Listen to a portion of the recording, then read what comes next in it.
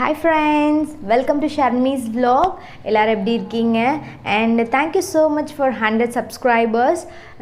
இன்னைக்கு இந்த vlogல நம்ம என்ன டாபிக் பார்க்க போறோம் அப்படினு பாத்தீங்கன்னா hair care, hair density, volume and remedies.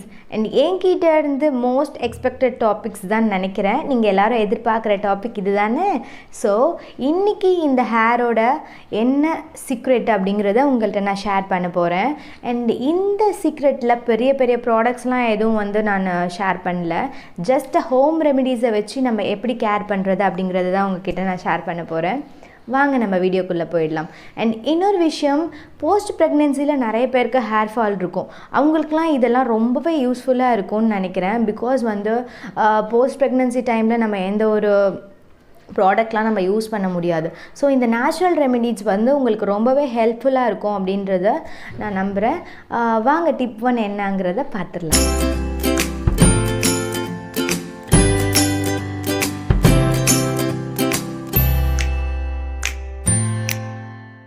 Hair க்ரோத்தை improve பண்ணுறதுக்கு முக்கியமான விஷயம் ஒன்று தான். அது என்ன அப்படின்னு பார்த்தீங்கன்னா விட்டமின் சி. அந்த விட்டமின் சி எதில் அதிகமாக இருக்குது அப்படின்னு பார்த்தீங்கன்னா நெல்லிக்காயில் அதிகமாக இருக்குது. அண்ட் நெல்லிக்காயில் 2 டைப் இருக்குது. ஒன்று பார்த்திங்கன்னா குட்டி குட்டியாக இருக்கும், இன்னொன்று பெருசாக இருக்கும். அண்ட் அந்த குட்டி குட்டியாக இருக்கிற நெல்லிக்காயோட பெருசாக இருக்கிற நெல்லிக்காய் அந்த காட்டு நெல்லிக்கான்னு சொல்லுவாங்க பார்த்தீங்களா. நெல்லிக்காயில் பார்த்திங்கன்னா vitamin C and anti oxidants நிறையவே இருக்குது. ஸோ அந்த காட்டு நெல்லிக்காவை என்ன பண்ணோம் அப்படின்னா குட்டி குட்டியாக கட் பண்ணிவிட்டு நம்ம டெய்லி யூஸ் பண்ணுற ஹேர் ஆயிலில் நம்ம அதில் ஊற வச்சிட்டோம் அப்படின்னா அது அப்படியே ஊறிட்டே இருக்கட்டும். அந்த ஹேர் ஆயிலை நீங்கள் ஹேருக்கு அப்ளை பண்ணி அண்ட் ஹேர் டென்சிட்டி அதிகமாகிறதுக்கும் கண்டிப்பாக ஹெல்ப் பண்ணும். ஸோ அந்த காட்டன் நெல்லிக்காவை இன்டேக்காக எடுத்துக்கிறதும் சரி, அண்டு ஹேர் ஆயிலில் போட்டுட்டு நீங்கள் அதை ஹேர் ஆயில் அப்ளை பண்ணாலும் சரி, ரெண்டுமே சூப்பர்பான ரிசல்ட் கிடைக்கும். என்ன அப்படின்னு பார்த்தீங்கன்னா வெந்தயம். பாடிக்கு ரொம்ப நல்லதுன்னு சொல்லுவாங்க. எல்லாருக்கும் தெரிஞ்ச விஷயம்தான்.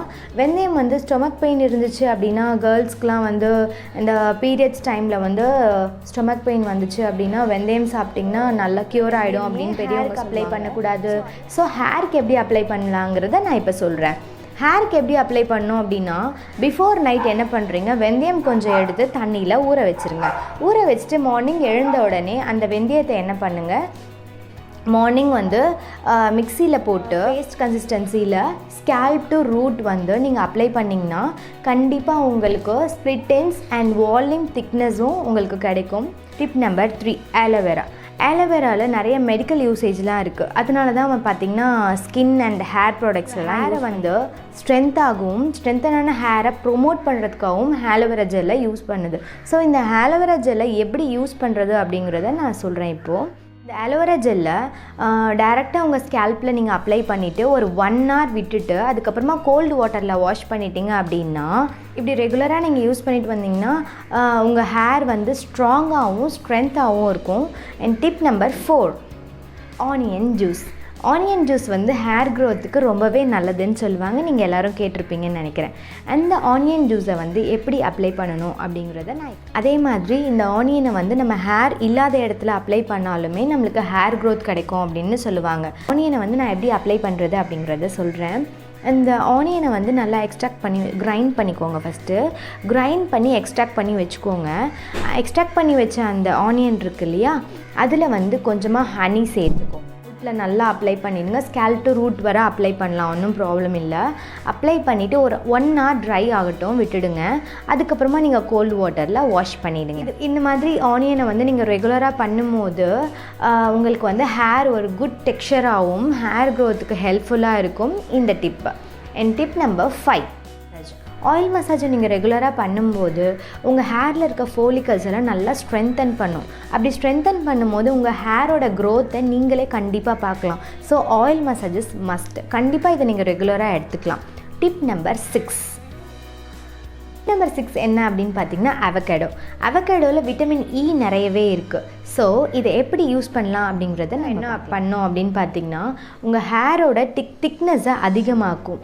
இந்த அவகேடோவை நீங்கள் இன்டேக்காக எடுத்துக்கிறது இல்லாமல் இந்த அவகேடோவை எக்ஸ்டர்னலாகவும் யூஸ் பண்ணலாம். அதை எப்படி யூஸ் பண்ணலாம் அப்படிங்கிறத நம்ம இப்போ பார்க்கலாம். ஸோ இப்போ அவகேடோவை நம்ம எப்படி பேஸ்ட் மாதிரி நம்ம ஹேர் மாஸ்க் போட போகிறோம் அப்படிங்கிறத பார்க்க போகிறோம். அண்ட் அவகேடோவை என்ன பண்ணுங்கள், அவகேடோ ப்ளஸ் எக் ஒயிட் ரெண்டுத்தையும் என்ன பண்ணுங்கள், நல்லா கிரைண்ட் பண்ணிவிட்டு உங்கள் ஹேருக்கு ஒரு மாஸ்க் மாதிரி அப்ளை பண்ணுங்கள். மாஸ்க் மாதிரி அப்ளை பண்ணதுக்கப்புறமா மசாஜ் பண்ண மறந்துடாதீங்க, கண்டிப்பாக மசாஜ் பண்ணுங்கள். 5 to 10 minutes நல்லா மசாஜ் கொடுங்க. அண்ட் 20 minutes இது ட்ரை ஆகட்டும் விட்டுருங்க. தென் கோல்டு வாட்டரில் நீங்கள் வாஷ் பண்ணிடுங்க. கண்டிப்பாக உங்களுக்கு டிஃப்ரென்ஸ் தெரியும். நீங்கள் அவகேடோவை இந்த மாதிரி பேக்காகவுமே யூஸ் பண்ணலாம். அண்ட் அவகேடோவை வந்து இன்னொரு டைப்பாகவும் யூஸ் பண்ணலாம். அவகேடோ ப்ளஸ் கோகோனட் ஆயில் இல்லைன்னா ஆலிவ் ஆயில் ஏதாச்சும் ஒரு ஆயில் யூஸ் பண்ணிக்கோங்க. அண்ட் தென் பனானா, இது மூணுத்தையும் நல்லா கிரைண்ட் பண்ணிவிட்டு பேஸ்ட் கன்சிஸ்டன்சியில் நீங்கள் ஹேர் மாஸ்க்கை அப்ளை பண்ணிவிட்டு அண்ட் இதை அப்ளை பண்ணால் கண்டிப்பாக உங்கள் ஹேரெல்லாம் வந்து சிக்காக தான் ஆகும். அப்படி ஆனாலும் வந்து அதை எடுத்துக்கலாம், ஒன்றும் ப்ராப்ளம் இல்லை. அந்த அவகேடோ பேஸ்ட்டை வந்து